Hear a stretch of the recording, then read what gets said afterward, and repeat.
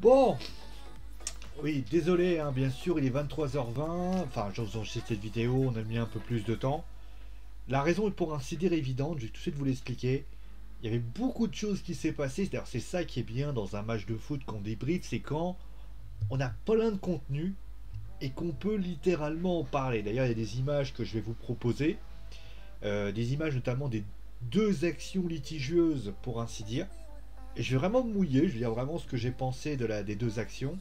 Bon, il y a une action, clairement, même la personne concernée s'est exprimée là-dessus. On parlera bien évidemment du résultat, on parlera bien évidemment des conséquences de ce résultat.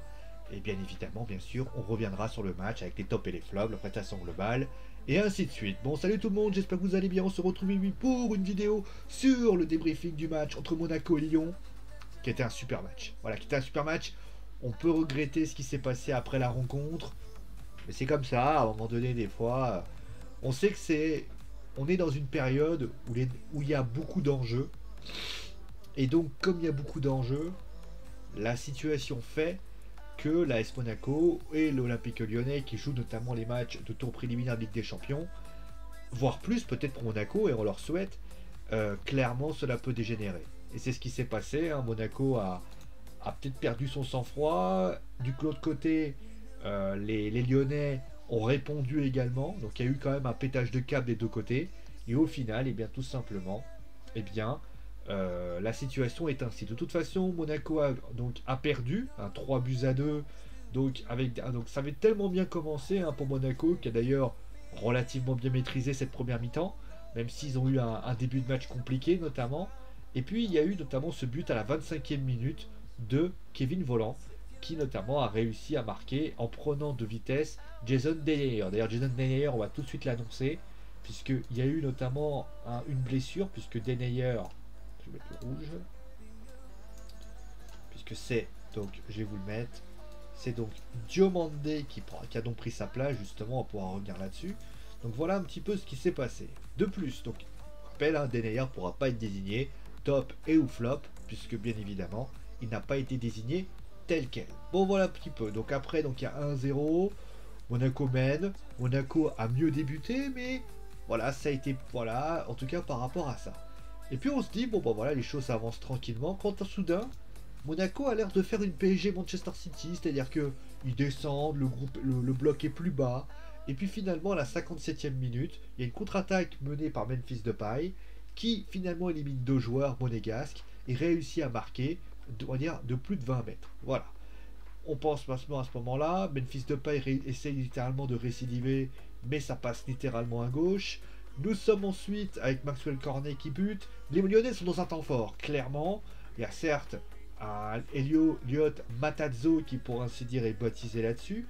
Et puis il se passe, tout simplement, le premier événement, enfin, l'un événement arbitral du match, puisqu'il y a la faute de Maxime Cacré, qui tout simplement marche sur qui marche sur la jambe, enfin sur le pied de Aurélien Tchouaméni. La faute est sans appel, hein, clairement, et donc il y a bien un deuxième carton rouge pour Maxime Cacré. Voilà, Maxime Cacré qui est exclu. Et justement, on va revenir sur la première action litigieuse de ce match. C'est cette action. Voilà, tout simplement, voilà, j'ai la photo, vous voyez plus ma tronche, mais c'est pas grave. C'est tout simplement cette action. Alors j'ai pris vraiment l'action telle que c'est. Alors on aurait pu mettre une vidéo, on aurait pu mettre de différentes façons, mais pour ainsi dire, voilà, j'ai pas eu envie, voilà, de faire les choses. J'ai pas pu trouver d'ailleurs de vidéo pour ainsi dire. Mais concrètement, on le voit. Là, je crois qu'il y a. Je peux même zoomer si vous voulez. Je peux même l'étirer autant que vous voulez si vous voulez. La réalité, c'est qu'on voit la jambe. Donc la jambe de Tino Kadewere qui marche sur le tibia de Caio Henrique. Je crois qu'il n'y a pas grand chose à dire, hein. Caio Henrique, voilà, il est blessé en plus, donc il est pas bien. Il a la cheville qui est dans un sale état. Je crois qu'il n'y a pas grand chose à dire de plus par rapport à ça. Certes, ça permet à Pellegrini de rentrer, mais voilà, concrètement, bon, pour moi, je suis désolé. Alors certes, ce que je peux imaginer, c'est que l'arbitre s'est dit, bon, j'ai expulsé Cacré, je vais mettre un carton jaune, mais quand tu regardes la vidéo et quand tu regardes le geste, alors certes qui est pas méchant hein, de la part de Kadewere, mais une nouvelle fois, un geste, c'est pour ça d'ailleurs que pas mal de personnes disent ouais mais il joue le ballon, ouais mais si, ouais mais ça, mais en fait il faut bien comprendre une chose, c'est que si le geste est dangereux, que le geste soit involontaire ou il joue le ballon, pour moi tu dois avoir un carton rouge. Je vois pas comment tu peux dire que Kadewere à ce moment-là il doit être encore sur le terrain. Parce que je peux comprendre à ce moment-là les Monégasques qui peuvent être mécontents, parce que si ils sont à 9 contre 11, c'est peut-être pas le même match, il n'y a peut-être pas le penalty pour Monaco, enfin peut-être aussi, mais il n'y a pas non plus, et ça c'est clair et net, il y a peut-être, on va dire, le but de Marcelo, il n'existe pas. Donc j'ai envie de vous dire concrètement que mon point de vue là-dessus, encore une fois ça n'est que mon point de vue, pour moi, Kadewere doit sortir, doit prendre un carton rouge, parce que là le geste il est pas beau. Il est pas beau, il est dangereux. Surtout que Caio Henrique, alors est-ce qu'il sort blessé ou pas, j'en sais rien. Mais en tout cas, ce qui est certain, c'est que ce coup n'aurait jamais dû exister. Et pour information, on a expulsé en milieu de semaine Idrissa Gueye pour les mêmes raisons. Alors certes, c'était à l'arrière, alors que là, mais regardez l'action, je sais pas, regardez. Vous avez, d'ailleurs, en parlant de ça, regardez, le mec, il est dos tourné, c'est la même action qu'Idrissa Gueye. Et Idrissa Gueye, l'arbitre, il le fout dehors. Donc je vois pourquoi Kadewere ne prend pas un carton rouge direct. Voilà, ça c'est la première chose. Et puis la deuxième action litigieuse, c'est celle-là, hein, clairement. Alors je crois qu'il n'y a pas grand-chose à dire. De toute façon, Anthony Lopez, au micro de Canal+, a dit littéralement qu'il avait gagné. Qu'il avait tout simplement ses pénalties. Voilà, clairement. Après, c'est un problème d'Anthony Lopez. Hein. À partir du moment où Anthony Lopez, il y va comme un bourrin, j'ai envie de te dire, il se passe ce qui s'est passé aujourd'hui. Alors après, oui, il s'est bien rattrapé, mais concrètement, moi, de mon point de vue, je trouve que voilà, le geste n'est pas bien maîtrisé. Alors des fois ça passe, des fois l'arbitre décide de dire ah bah non c'est pas grave, mais j'ai envie de vous dire, des fois ça se passe pas comme prévu. Et c'est ce qui se passe ce soir avec notamment ce penalty qui heureusement n'ont pas de conséquences puisque Cherki marquera bien sûr le but de la victoire. Juste pour information, parce qu'avant que j'entende certains encore une fois me hurler dessus, pour ainsi dire, je tiens à signaler une chose importante, c'est que Cherki ne pourra pas être également pronostiqué, enfin être, comme on dit dans le jargon, il ne sera pas considéré comme un top ou un flop, puisqu'il est rentré en cours de match, plus précisément il est rentré, je vais vous trouver l'heure, il est rentré, il est où? Ah voilà, il est rentré à la 88e minute, ça veut dire que moi je ne peux pas considérer Cherki comme un top ou un flop. Voilà, moi ça c'est dit, c'est pas la peine de venir me casser les pieds si vous venez me voir pour me dire ça. Voilà. Donc finalement maintenant on va passer bien sûr à la prestation globale des deux équipes. J'ai envie de vous dire que Monaco, on va commencer avec Monaco. Monaco concrètement, on va commencer par Lyon, tiens, parce que Lyon, moi franchement, quand j'ai vu le penalty, enfin quand j'ai vu le but de le but de Kevin Volland, je me suis dit ouais c'est bon, Lyon va perdre, Lyon va être en difficulté et finalement c'est ce qui s'est. Ils ont eu beaucoup de cœur les Lyonnais, ils sont revenus notamment avec plus d'envie. J'ai eu l'impression que les Lyonnais, le but et la perte de Denayer, ça leur a un peu coupé le sifflet. Ils se sont dit ah putain merde on a perdu, alors qu'ils auraient dû continuer à travailler, ils auraient dû continuer à faire le jeu et ça les a un peu bloqués dans ce qu'ils voulaient faire, dans la proposition, dans la partition qu'ils ont voulu faire. Et concrètement, ça a peut-être été là l'erreur des Lyonnais qui ont arrêté de jouer en fait. Et à la deuxième mi-temps, dès qu'ils sont revenus, et tout de suite, ils se sont dit on va tout de suite continuer, on n'a rien à perdre. Il y a des gens qui ont dû parler. Et au final, il y a eu plus d'agressivité. Alors, parfois dans le mauvais sens du terme, on pense à Cacré, on pense à Kadewere, mais sinon, ils ont été plus présents. Il y a eu notamment des leaders qui se sont révélés. Je pense à Memphis Depay qui se sont révélés. Je pense à des joueurs qui ont réussi littéralement à se réveiller et ont été plutôt bons. Je pense à Dechiglio qui notamment a été expulsé, donc c'est un peu un problème, mais il est passeur décisif. Je pense à pas mal de joueurs qui ont essayé de se réveiller, ont essayé de se procurer notamment pas mal d'occasions, et ça c'est quelque chose d'intéressant. Et au final, certes, peut-être que Lyon, dans la théorie, a peut-être pas eu et pas une équipe, ont pas eu l'équipe super flamboyante qu'on aurait aimé. Mais au final, Lyon a gagné. Et j'ai envie de dire, bah, si Lyon a gagné, bah, la réponse à Lyon a gagné, c'est parce que tout simplement Monaco a perdu. Et je vais vous dire, ouais, bah merci, on n'avait pas compris. Non, ce que je veux dire par là, dans ma phrase, si Lyon a gagné, ça signifie que Monaco a perdu, c'est que Monaco, j'ai retrouvé le Monaco peu rassurant défensivement. J'ai retrouvé ce Monaco qui, pour moi, vous savez, quand j'ai parlé de Monaco en début de saison, et notamment j'ai dit Monaco ne sera pas champion, pour une raison, c'est qu'ils n'ont perdu beaucoup trop de points.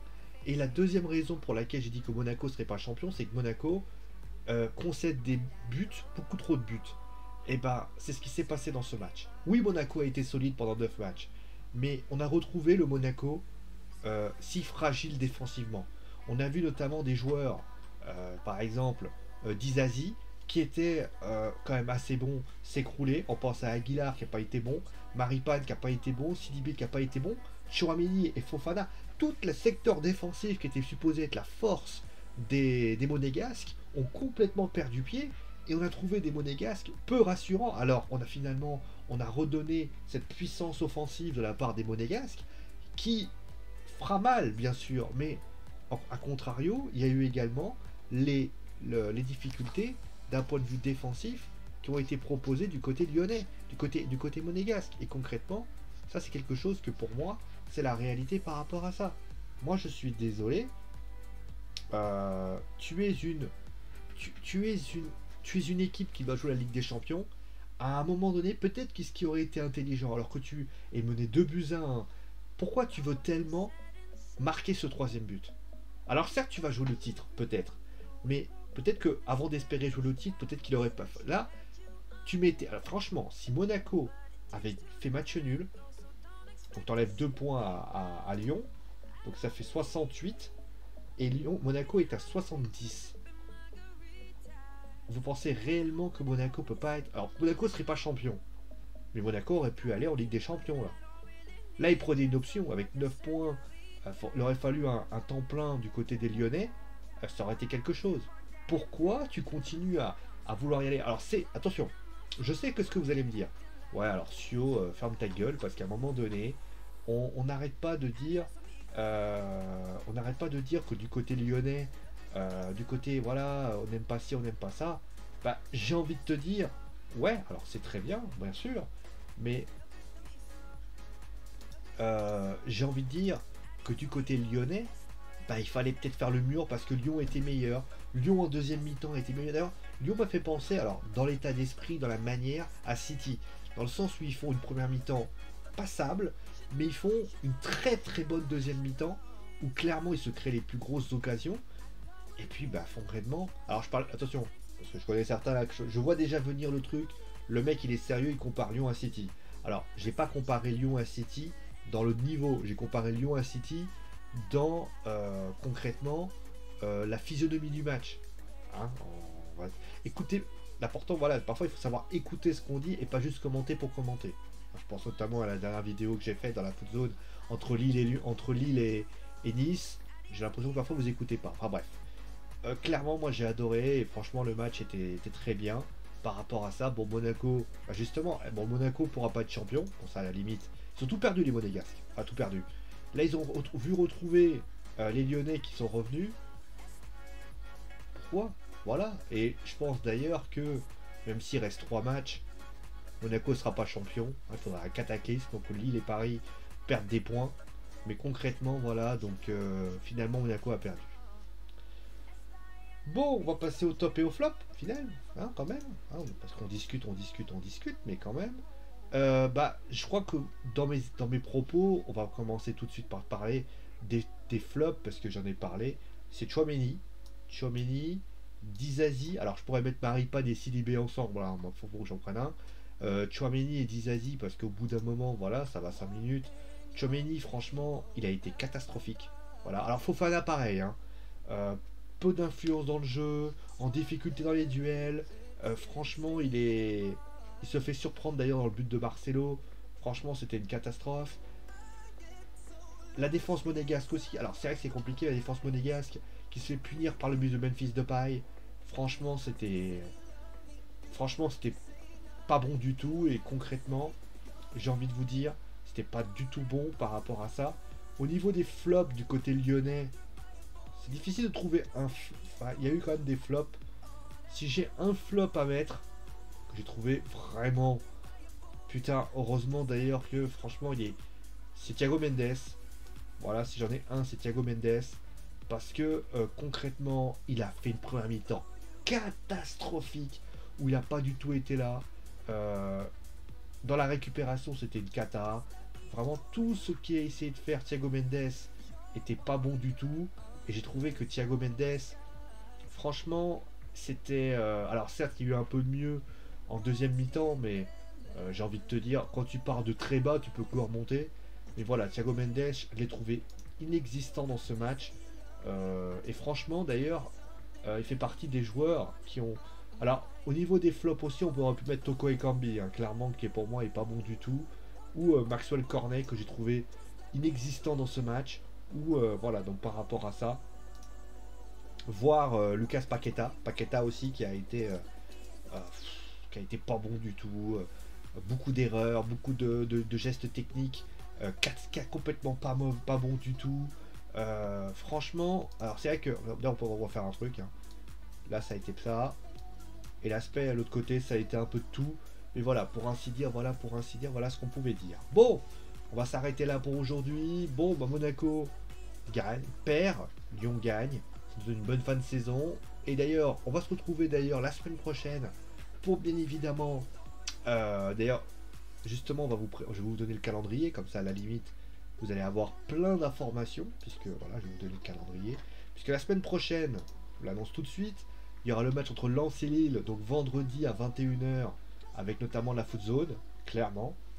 Je vous ferai également, alors je vais essayer de voir si je peux vous le faire, le match entre Rennes et le PSG, ça sera 21 h le 9 mai, ça je vous le fais, sans problème.